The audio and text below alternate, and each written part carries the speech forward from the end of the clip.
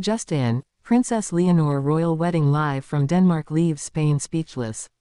It was supposed to be another royal event, glamorous, traditional, predictable. But what unfolded today in Copenhagen has rewritten the story of Europe's monarchy forever. Because today, Princess Leonor of Asturias, Spain's future queen, didn't just marry Denmark's beloved Prince Christian. She united two nations, stunned millions, and left an entire country, her country, absolutely speechless. Spain watched, breathless. Denmark cheered. And the world felt something shift, something powerful, emotional, and deeply human. This was not the wedding anyone expected. Now, let's take you there, to the heart of Copenhagen. The air outside the cathedral was heavy with anticipation. Flags of Spain and Denmark fluttered side by side, red, gold, and white, under a pale northern sky. Crowds gathered from sunrise, huddled in the November chill, just for one glimpse of her. Princess Leonor, the young woman who has spent her life preparing to reign, not to fall in love. But today, love won. The moment the cathedral doors opened, everything changed. The world saw her, radiant, calm, yet trembling with emotion. Her dress shimmered like moonlight, hand-stitched Spanish silk with a Danish crown motif embroidered subtly into the train. Every detail told a story, not of politics, but of peace. And then came Prince Christian, his expression, a mixture of pride and awe. When their eyes met, cameras clicked, bells rang, and Europe seemed to stand still. This was history in motion. Inside, the ceremony felt almost sacred. The King and Queen of Spain sat poised, their eyes reflecting pride, nostalgia, and the quiet pain of letting go.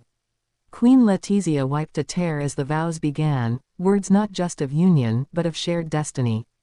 In that moment, Leonor wasn't just a princess, she was a bridge between two royal houses that once stood worlds apart. And yet, as perfect as it all appeared, tension lingered beneath the surface.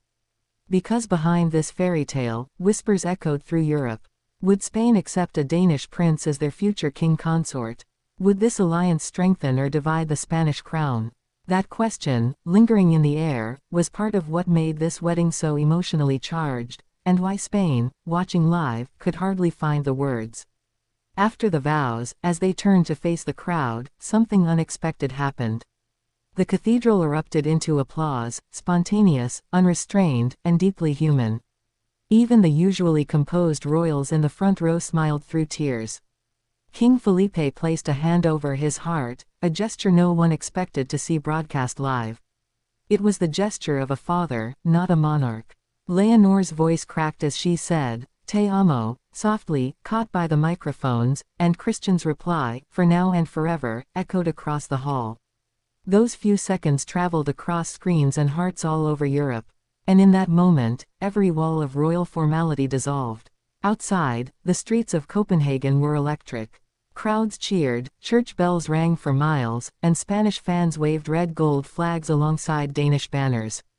It was unity, pure, visual unity, in a continent too often divided by history.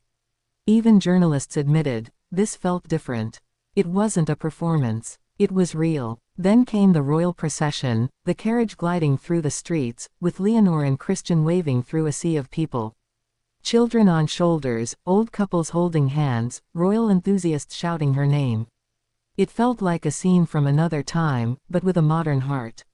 No stiff protocol, no distance, just two young royals smiling at their people, together. And yet, what left Spain truly speechless wasn't the grandeur, it was the symbolism. For centuries, Spain's monarchy stood apart from its northern neighbors.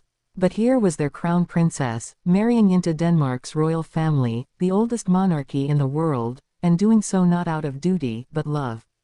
It was both political and deeply personal. It was the message of a new generation. As royal watchers later noted, the tone of this wedding wasn't cold or ceremonial. It was tender, modern, brave, a reflection of Leonor herself, a young woman raised for the throne, yet unafraid to rewrite the rules. Back in Madrid, the atmosphere was surreal. Cafes had televisions on full volume, plazas were crowded.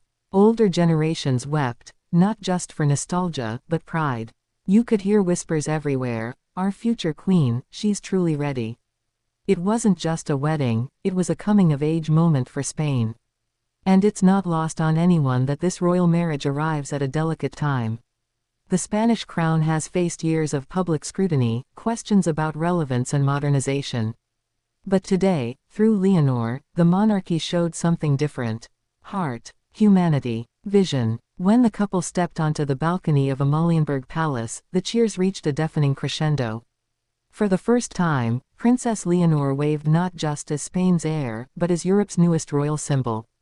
Her words were brief, but powerful. May this be the start of unity, not just between two people, but two nations. Those words were replayed across every network in Spain within minutes. Commentators struggled to describe the emotion. Some called it a diplomatic miracle. Others said it was love's quiet revolution. But to most Spaniards watching, it was simple. It was the moment they saw their future queen become more than a royal name. As evening fell, the royal dinner began, a blend of Spanish elegance and Danish minimalism. Two cultures fused on the table, from Rioja wine to Nordic seafood. Guests described laughter, warmth, and an unexpected humility among the royals.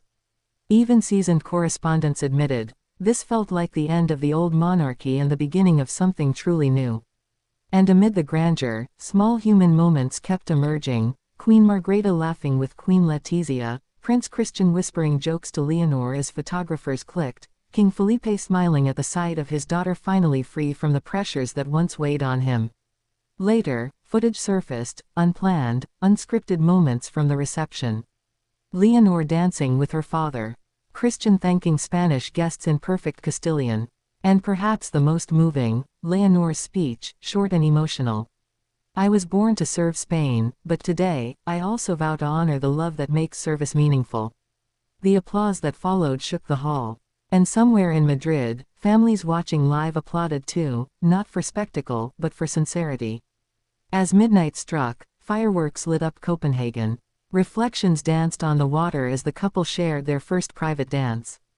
For a brief moment, the cameras zoomed in, and viewers saw Leonor whisper something to Christian, smiling through tears. No one heard the words, but you didn't need to. You could feel it, the relief, the love, the promise. That's what left Spain speechless. Not the grandeur, not the headlines, but the humanity of it all. A princess who grew up in duty had just reminded the world that even crowns carry hearts. And so, as dawn breaks over Europe, one truth stands clear. This wasn't just a royal wedding, it was a moment that redefined monarchy for a new era. A generation once skeptical now finds itself believing again, not in fairy tales, but in leadership built on love. Princess Leonor's wedding in Denmark wasn't the end of a royal story. It was the beginning of a new chapter for Spain, for Europe, and for what royalty means in the 21st century. Because sometimes, history doesn't shout. It speaks softly, through a tear, a vow, and a promise whispered beneath cathedral bells.